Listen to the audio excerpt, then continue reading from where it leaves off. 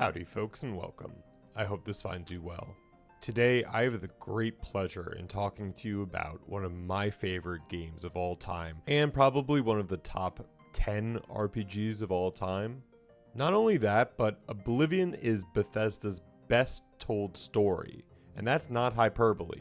Oblivion is filled with fantastic characters, some great dialogue, and of course, a lot of jank. Morrowind has always been a troubling place. Hi there. It seems it is more so now.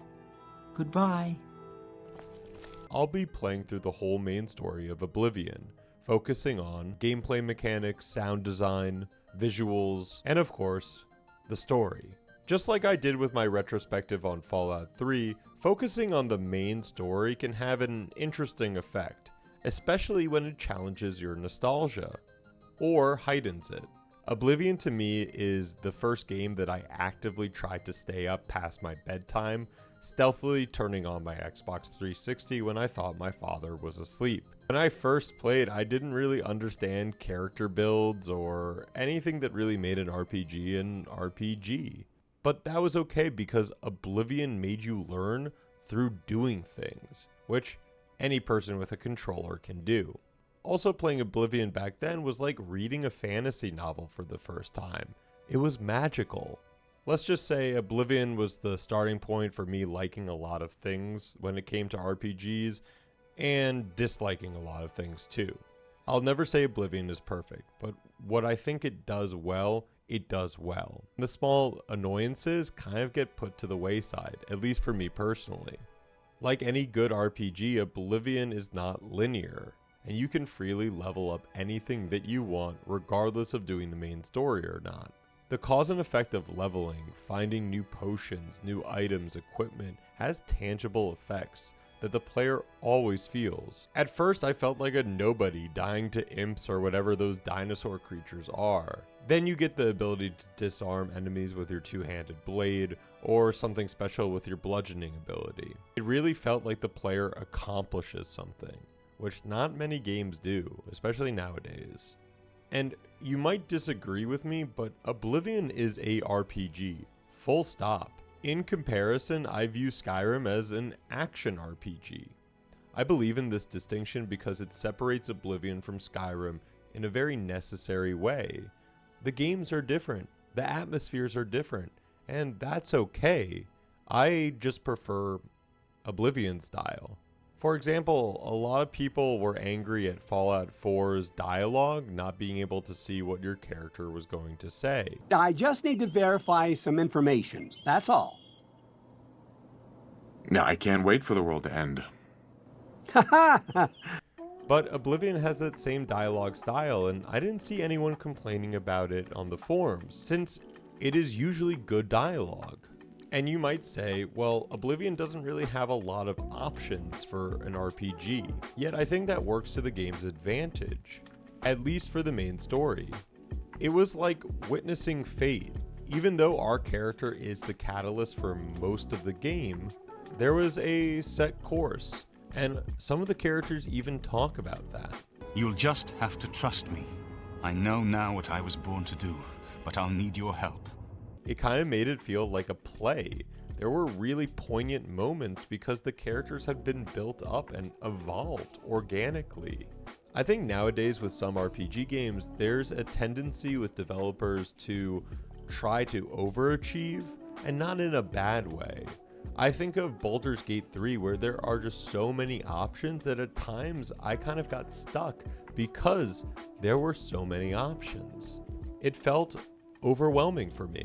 Oblivion might feel more black and white compared to other RPGs, but there's so much there. So let's get into it. Hey, you hear that? The gods are coming. For you. Also note, there will be spoilers. I have to say that regardless, even if this game is 19 years old. I love the beginning of Oblivion. Already we have a fantastic setup. And honestly, starting an Elder Scrolls game as a prisoner is such a trope at this point, it kind of feels like a reoccurring gag on a sitcom that I've been watching for 20 plus years. It's the best and most familiar feeling. There will be so much to highlight during this video. I want to start out with how Bethesda implements details, whether that's through visuals, gameplay, or audio. From Valen Dreth, the Dark Elf, insulting you at the beginning based on your race. Imperial criminal scum like you give the Empire a bad name, you see. You're an embarrassment. Best if you just disappear. What an asshole.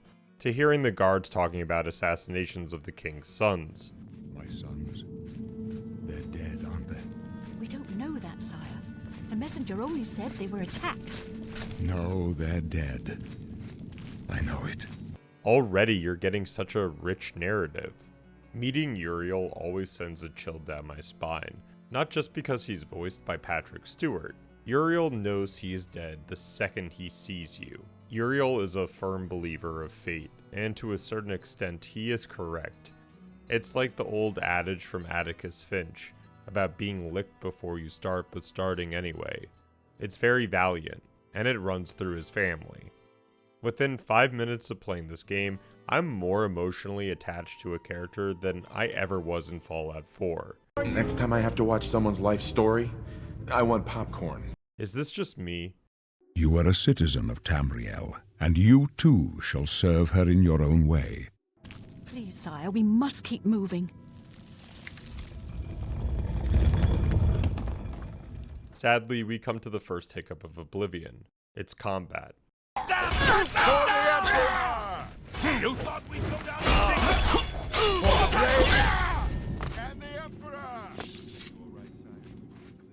Uriel and the guards kindly let us start the real tutorial, and going through the crumbled wall gave me such a hit of nostalgia, I cackled. Then I remembered that hitting enemies was no more than mashing left click. I kind of joke since you do get additional combat abilities when leveling up certain skills, but even then the melee leaves a lot to be desired. Also, I was not about to play an Elder Scrolls game again with my Stealth Archer build. I love you Stealth Archer build, but I think I've beaten Skyrim and Oblivion about 5 times each with those shenanigans. No, this time would be different. This time I would tank the shots. We continue our rampage through the caves, and honestly, how the hell has this Imperial Guard not known about the goblin infestation underneath their prison? Like, this is worse than cockroaches in New York. Am I right?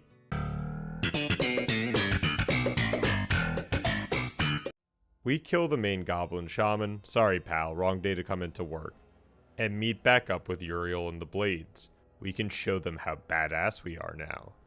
Back to details, these star signs are beautiful, and comparing it to Skyrim's constellations is like comparing a rose to a weed. Whoever chose not to keep this aesthetic really messed up in my opinion. Your stars are not mine. Today the warrior shall prove a stalwart companion when fortune fades. God, what a line. Uriel sounds convinced that he will die, and I feel his willingness not to fight. Fate gives our character some sense of strength, since he's also telling us that we are the chosen one or whatnot. I also hate Imperial scum, so I was surprised I truly cared about Uriel, what he was saying, or the mission he gave us. He is sincere, and if Patrick Stewart told you to do something, I'm pretty sure you would. Fears of my triumphs precede me, but I have lived well, and my ghost shall rest easy. Men are but flesh and blood. They know their doom, but not the hour. Take the amulet, give it to Joffrey. He alone knows where to find my last son. Find him, and close shut the jaws of Oblivion.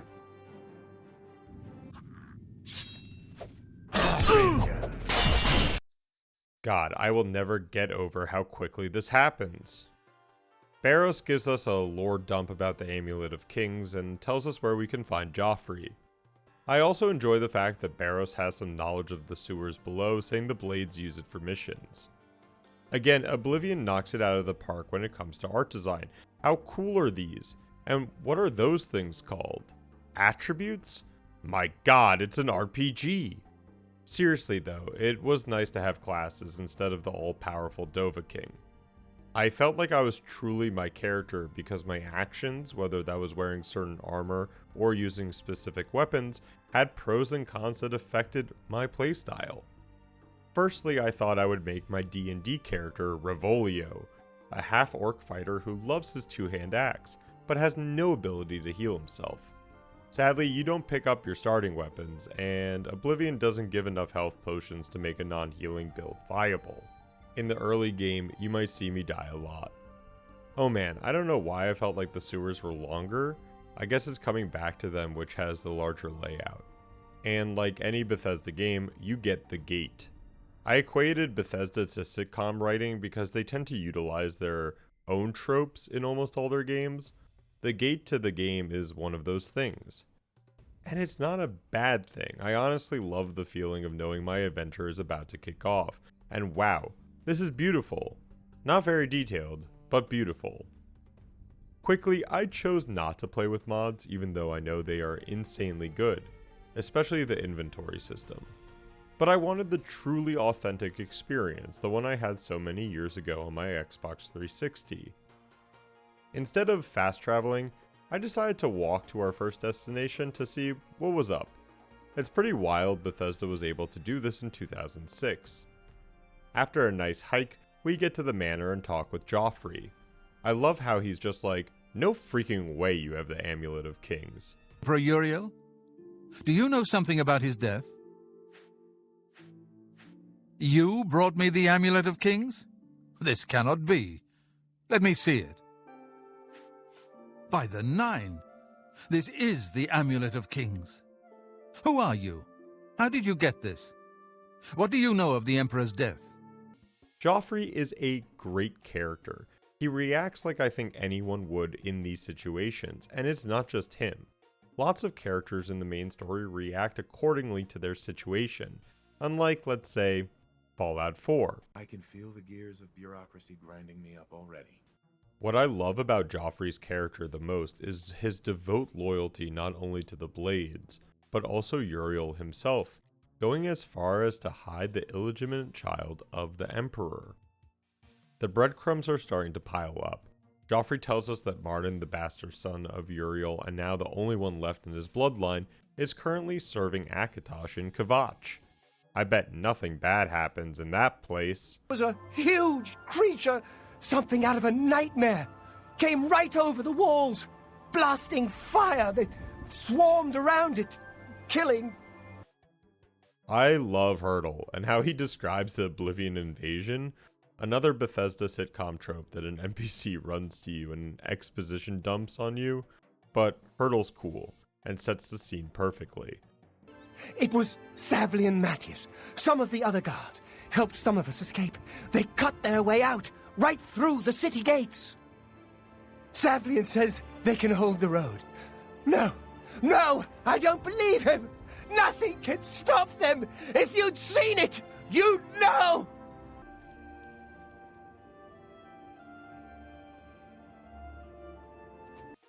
Going up the winding road to Kvatch had me in a nostalgic time warp. I don't know how you could not love the color changing to this demonic red, the trees being charred, and the music swelling.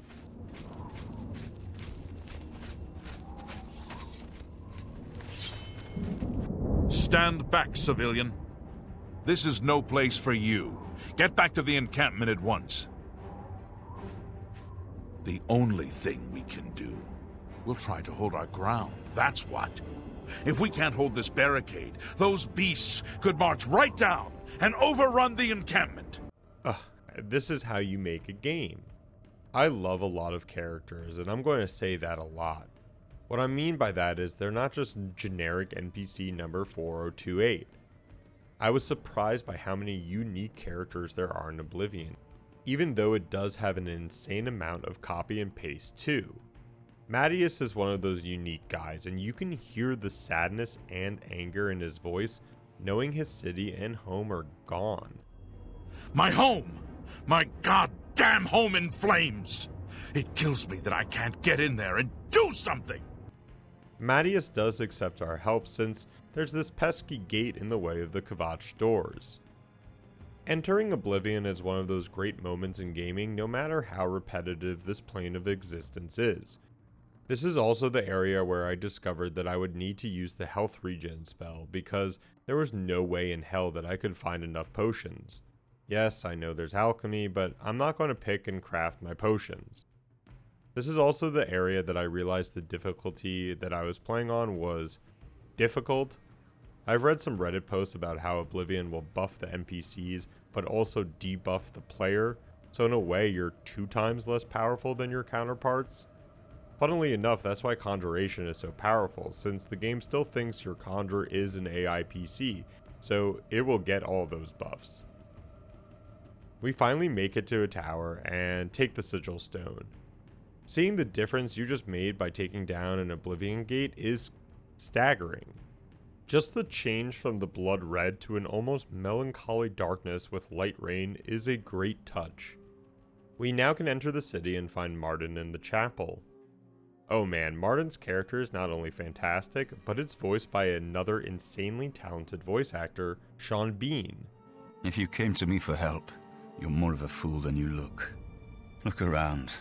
What good is a priest? Emperor Uriel Septim? You think the Emperor is my father? No, you must have the wrong man. I am a priest of Akatosh. My father was a farmer. I don't know. It's strange. I think you might actually be telling the truth. Martin is cautious about what the player tells him, and before anything, we'll need to save some people trapped in the church. It's a great character building moment, showing us that Martin is not just about talking, but of action too. But Martin also is a complicated character, which we'll get to in a little bit. After killing off the last creatures, we head back to the chapel, and Martin accepts going to Wayne Priory to talk with Joffrey and let this whole thing blow over. I never said this game was perfect. Help! You must help! They're killing everyone at Wayne Priory. Looks like the agents of Oblivion are not done with us yet. We dispose of them quickly and talk with Joffrey, who surmises the attack was for the Amulet of Kings. Wait, you hit it where? Oh my god.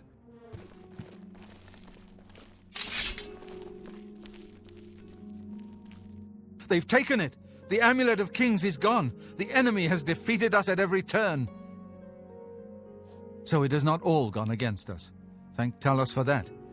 We gained Uriel's heir and lost the Amulet of Kings. Joffrey suggests we use Cloud Ruler Temple, an old blade fortress, to house Martin against the seemingly constant attacks. You can also talk to him about Boros, the blade who was with you in the sewers to start off the game. This is a great part not only for Joffrey leading the feudal cause, but Martin's pseudo-soliloquy. All of you. I know you all expect me to be Emperor. I'll do my best. But this is all new to me. I'm not used to giving speeches, but I wanted you to know that I appreciate your welcome here. I hope I prove myself worthy of your loyalty in the coming days. That's it. Thank you. It's a great line. So, we need the Amulet of Kings to keep the fire going so the plane of Oblivion doesn't pop into the plane of this existence. Got it. You can also ask Martin about Daedra magic, which led to an interesting conversation that I did not remember. Martin talks about how he followed a different path before becoming a priest of Akatosh. He won't allude to anything more. We accept Joffrey's invite to the Blades, and he tells us where to find Barrows, who has been collecting information in the Imperial City. Oblivion has really good pacing. We've had gigantic Oblivion gates, we've had a sewer encounter, we've had a speech in a fortress. Now we have some espionage. Listen, I'm going to get up in a minute and walk out of here. That guy in the corner behind me will follow me. You follow him.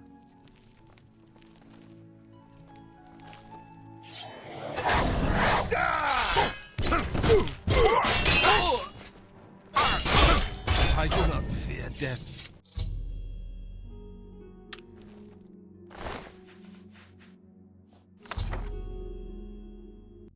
Mythic Dawn. Barrows explains there's a person in the Arcane University that could help us with the book the would-be assassin had, the commentaries on the Mysterium Xerxes. Again, it's the little details in the writing that make the characters shine. Taormina knows exactly what the Blades expect, and won't push for any other information. Find them, eh? I won't poke my nose any further. Official business and all that. I'm used to working with the Blades. Don't worry. Say no more. Taormina explains that there are 4 parts to the commentaries. The 3rd and 4th parts are the hardest to find. I enjoyed the hunt for the books. It leads you to some interesting encounters, but also left me wanting a little bit more. Oblivion doesn't have a lot of choices, and I would argue a game about fate, you do have enough choice, but I would love to have been able to choose how I dealt with Gwynus? I don't know how to say it. You can easily go through the dialogue options without having to think about it and still get a good outcome for your character. Gwynus informs us that to get part 4, we need to meet with a member of the Mythic Dawn, and just so happens that he has a meeting scheduled literally now. We grab Barrows since he knows the sewers and head down to meet the sponsor. Going through the sewers again made me feel accomplished. Even with the few hours in the game, there was something about coming back to the starting zone and absolutely decimating everything. We finally make it to the meeting and Barrows gives us an actual choice. What happens if you take the meeting? Let me know in the comments. See, I trusted Barrows enough, so I went up to cover him. The dragon That's 3 more that won't be reporting back to their master. Dang, that's badass. Having all the books and a couple of nights rest, we can talk with Taormina about how to find the Mythic Dawn's secret hideout. I mean, I get there had to be some secret way of showing where your base of operations is, but the first letter in each paragraph? A 3rd grader would have thought of that. Why not the blood of an Akatosh follower or something weird? Because this game gets weird. Anyways, with the help of Taormina, we get another clue that leads us to another clue. And finally get to Mythic Dawn. I love the way the Order talks, especially about Dagon and all the crazy stuff that Oblivion has to offer. If only they knew what was to come.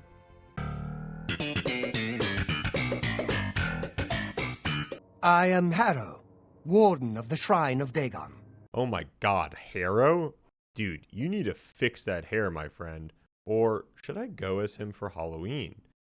Again, Oblivion doesn't have the nicest graphics, but the art design is absolutely excellent and always sets the scene in an intriguing way. Wait, I was so entranced by what was going on, he just left with the amulet? Fuck.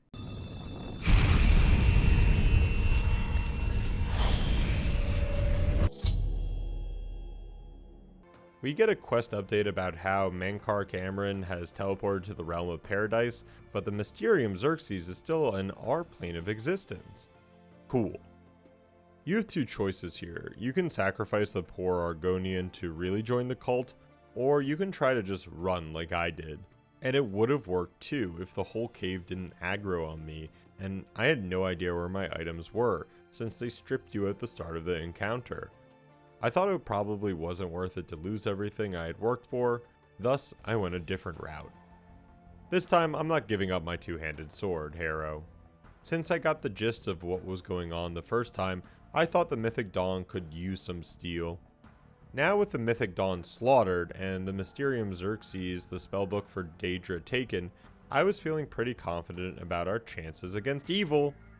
This was hilarious that you can actually talk with the Argonian you save from sacrifice.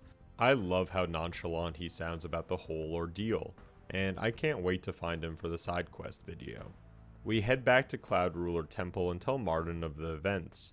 His response to us holding the Mysterium Xerxes is akin to Gandalf rejecting Frodo giving him the Ring of Power. By the 9, such a thing is dangerous even to handle. It's a powerful rebuke and made me think about who or what we were actually facing. Martin's character is evolving organically in front of us.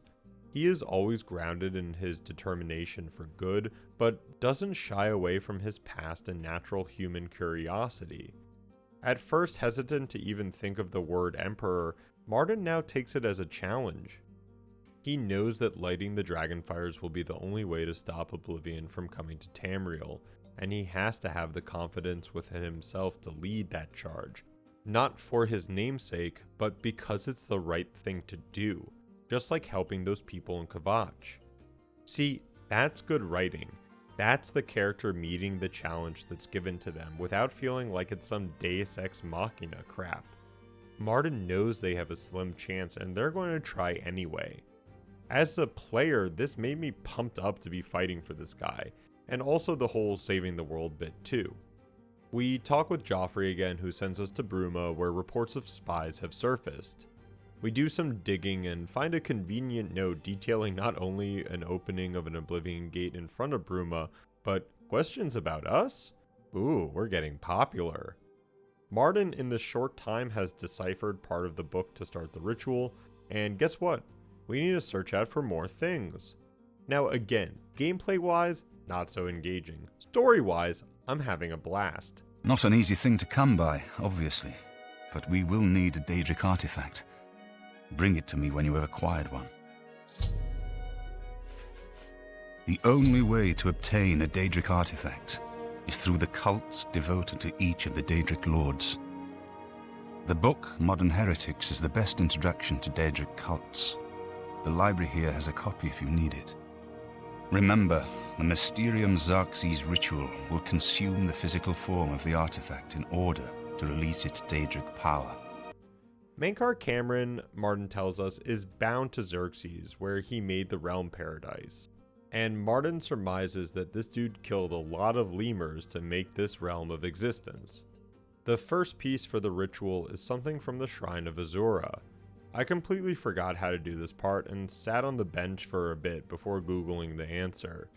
I know, boo me, but I respect my time and Azura's. You just have to kill a will-o-wisp and offer it to the shrine. Okay, easy, I wonder what's next. And heard it whispered in twilight. I ask a service which holds promise of fame and reward. Many years ago, 5 followers slew the vampire Dratic and its kin, but all were infected by the foul creature. Knowing their fate, they sealed themselves up in the vampire's lair. Their suffering weighs heavily on me. Travel to the gutted mine. The door will open to you. Bring the piece of death to my followers, and you shall earn my gratitude. Oh, I was not expecting this. We'll get to the repetitive Oblivion gate soon because oh boy do I hate that, and everyone does as well. I think the repetitiveness of the Oblivion gates kind of hits players hard because you have these cool side quests like the one Azura sends you on. Instead of just defeating each town's Oblivion gate, why not have a small quest that was unique to each town, like they have for the pieces for the ritual? Anyways, we get to the cave holding Azura's fallen followers, and Akatosh be praised, these vampires were hard. I died a lot here since all of them had different effects and armors. I enjoyed the challenge, and even though I was sad there wasn't a way of curing them, it made me feel like I had earned Azura's respect. A literal gods. Again, Oblivion gives the player a great vibe. This was such an epic battle that it left the caves and we continued on the mountaintop. Even cooler was the Oblivion gate randomly being here, changing the environment's visuals and sound. I lost myself at times in Oblivion, and these were one of those moments.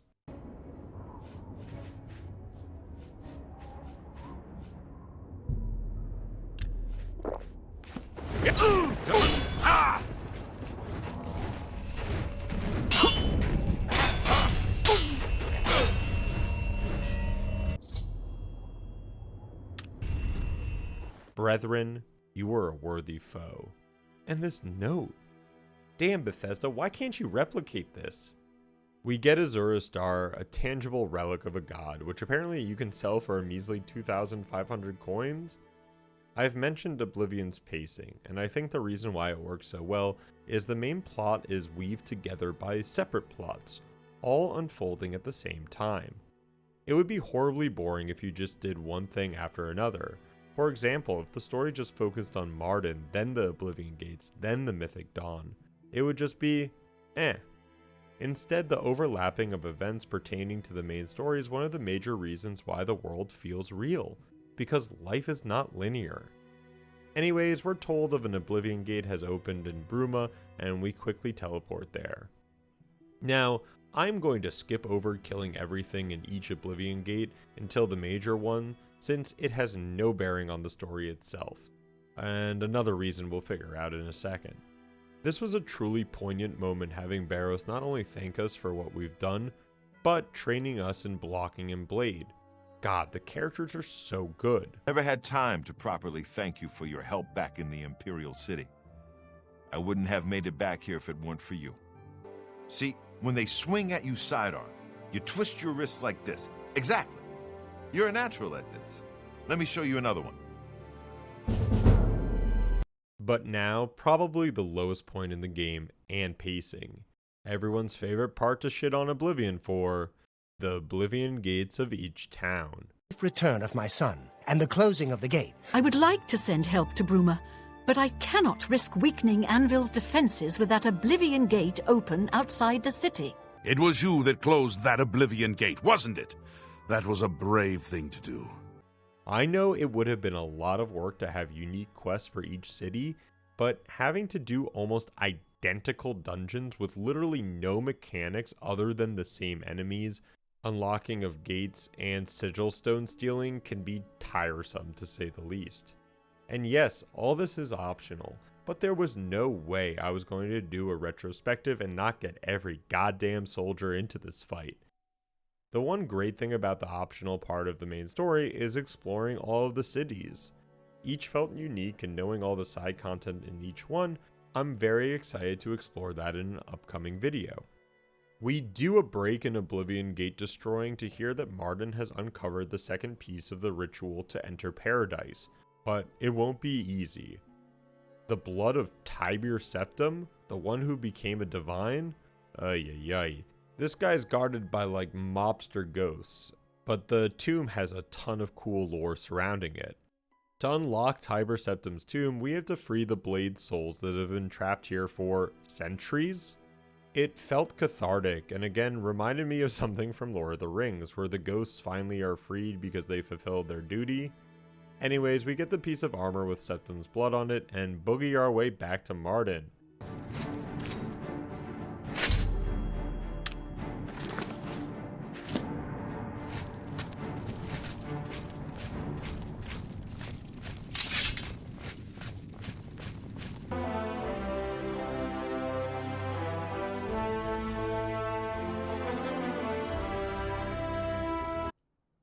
Alright, Relic 3.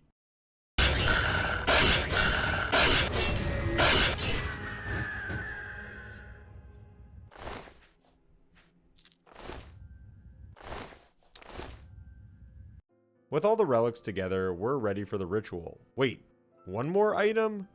Martin knows there isn't another way to get a greater sigil stone. Plus, it's the only way we can get the Amulet of Kings from Paradise. So either we all die due to a demonic invasion, or we at least try. Remember when we first met in Kvatch? I told you that I didn't want any part of the God's plan. I still don't know if there is a divine plan, but I've come to realize that it doesn't matter. What matters is that we act, that we do what's right when confronted with evil. That's what you did at Kvatch. It wasn't the gods that saved us, it was you. Were you acting for the gods? I don't know. But now, it's my turn to act. Exactly, Martin. What a line. And this is why I did all the optional gates. Not another Lord of the Rings reference, but I can't help myself. This gave me King Theoden vibes before charging into battle. Will we let the Daedra do to Bruma what they did to Kvatch? Will we let them burn our homes? Will we let them kill our families? No! We make our stand here, today, for the whole of Cyrodiil. We must hold fast until the hero of Kvatch can destroy their great gate. We must kill whatever comes out of that gate. Soldiers of Cyrodiil, do you stand with me? Here comes another one.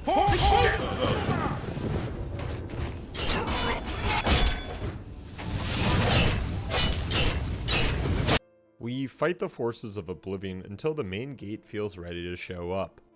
Going into the main gate is a memory that will never leave me.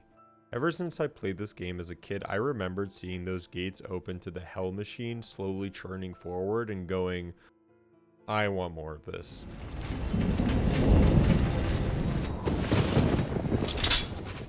Epic doesn't even cut it here, since the scale is massive and the time limit is stressful. Luckily, picking my heavy armor build and then regeneration was coming in handy, since you could get away with running around certain parts. Finally, we made it to the Great Sigil Stone and plucked that bad boy out. Wow, that siege machine animation is pretty cool too. Martin informs us that the ritual is now fully operational, but there's no way back from Paradise, at least he doesn't think so. Remember, the portal will close behind you, so you will need to take everything you need. We teleport into Paradise and wow. Bethesda didn't get enough love for how many different environments they put into this game. Mankar immediately starts talking to us about how he can't be caught unaware or blah blah blah, typical evil villain stuff. You get to talk to some of the inhabitants of Paradise who are called Ascended Immortals. Please let me know if I'm not explaining this right, but these are people that are in the cult or were in the cult that died and were sent here, right? But why do they care about Dagon ruling over Tamriel if they're already here? Anyways, we also get to meet Kvatch, one of the best characters in the game.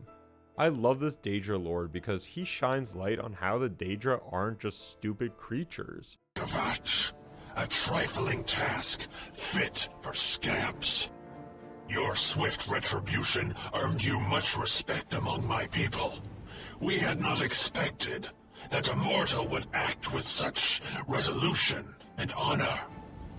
It is no dishonor for us to speak. I liked him so much I chose to help him in order to find a way out of here, but I didn't realize I had to let a demon out. Go get him, buddy. Kvatch actually doesn't screw us over, which again was a great choice, showing the other side of the enemy you've been hacking down for the past 12 hours. Mankar talks to us more through telepathy or some shit and drops some big lore bombs, like how Tamriel is another plane of Oblivion, but the Daedric princes forgot about it or lost it. I don't know, I don't believe this propaganda. Free Tamriel. Many are their names and the names of their masters. The cold harbor of Meridian, Periite's quagmire, the 10 moon shadows of Mythala and Dawn's beauty, the princedom of Lorkhon, misnamed Tamriel by deluded mortals. The next NPC we find is Eldamiel, who offers his help. I really liked his backstory. He was at Kvatch when the gates opened and tried to kill all the townsfolk, but the townsfolk found him hiding in a cellar and killed him. The only reason why this poor schmuck is down here is he felt bad for what he did. This was kind of a mind snap because if you think about it, paradise or heaven is real, and if you followed this guy, you'd have eternal life. Bad part is that Mankara Cameron is absolutely crazy and he has hell pits for torture. Get in the cage.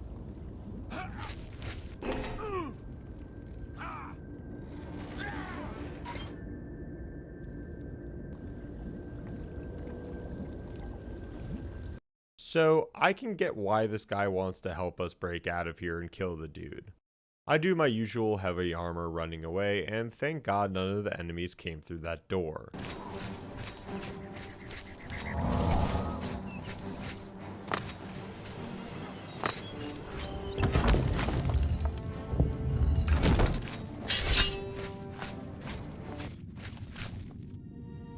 At last, Mankar, we meet. Now, how does he wear the Amulet of Kings? Does he have Emperor blood? So Cameron just wants to destroy everything with Lord Dagon and I guess rebuild it through fire? Nah, dude, we don't like that. Lord Dagon, the walls between our worlds are crumbling. The mythic dawn grows nearer with every rift in the firmament. Soon, very soon, the lines now blurred will be erased. Tamriel and Oblivion rejoined, the Mythic Age reborn. Lord Dagon shall walk Tamriel again, the world shall be remade, the new age shall rise from the ashes of the old. My vision shall be realized. Weakness will be purged from the world, and mortal and immortal alike purified in the refiner's fire. Defeating Mankar was pretty sweet, and giving the amulet to Martin, mwah, that hits different. Also, I only noticed this in writing, but they changed his name to Martum Septim after Paradise. That's a great touch. Martin and the gang need to head to the Imperial City to talk with the Council and get the bureaucratic fires burning. Am I right, guys? Who wants to talk about wheat prices near Anvil? No? Okay. Well, that was quick. The full council has already considered them. Martin Septim, on behalf of the Elder Council, I accept your claim to the Imperial throne. Chancellor Okado, the city is under attack. Oblivion gates have opened and Daedra are inside the walls. The guard is overwhelmed. Courage, soldier. We have an emperor again. Your Highness, what are your orders? Shall the guard fall back to the palace? No. If we let ourselves get besieged in the palace, we're doomed. We must get to the Temple of the One immediately. As you command, sire. Oh Jesus, that's not good. Starting out in the Imperial City sewers to fighting Daedra openly in the gardens cannot be understated. This was a great place for the final battle because you were so familiar with the city by now. And when you see Dagon in physical form, you know things are bad.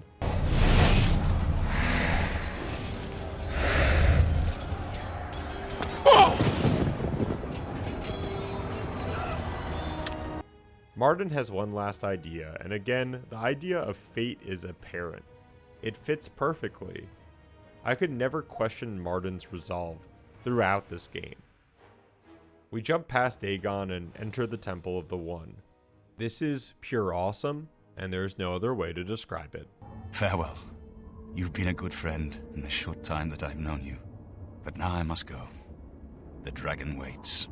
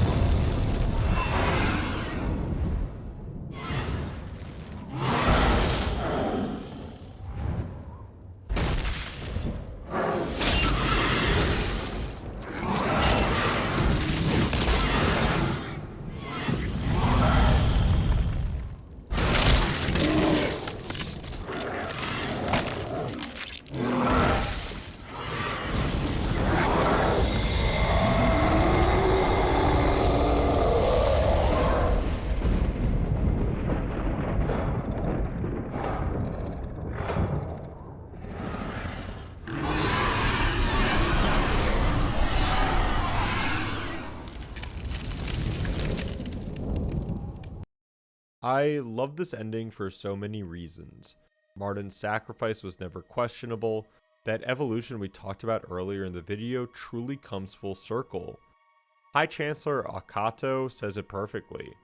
What an emperor he might have been. Something about those words made me tear up, because Martin could have done so much more good, which is a weird thing to say when saving the world from a tangible demonic presence. But truly, Martin did good deeds because he knew of the bad. Hell, he even perpetrated some himself before finding Akatosh, yet that never stopped him from trying. I've done a lot of thinking and writing for this retrospective, and I can say in full confidence that Martin is my favorite character in an Elder Scrolls game. He is perfectly written and paced. He leads the player through Oblivion's main story with a sense of purpose, yet is never demanding. I said this is Bethesda's best main story not because of the plot itself, but also the characters and scenarios you find yourself along that journey. There were so many small details and events that I found myself in during the hours of playing through the campaign that were purely magical. Bethesda took the route of going, this is a story about fate, and it works because there aren't 18 different endings, there is one, and it fucking rocks. It's cohesive and open enough where almost each action felt rewarding and had an impact on the world itself without feeling like you were a god. Wow. If you made it this far with me, thank you so much for taking the time out of your day to watch. I cannot express my thanks fully over this video, but just thank you. Check out my channel if you want to see something similar to these videos or other video game discussions. I make something for everyone. I make sure of it. I would also love to hear what your favorite parts of Oblivion are, whether they're the main story or outside of it. What do you consider to be the most beautiful part of Tamriel and why? What was one of your favorite weapons to use? Or what is your favorite character in an Elder Scrolls game? I can't wait to see those comments down below. And as always, see you next time.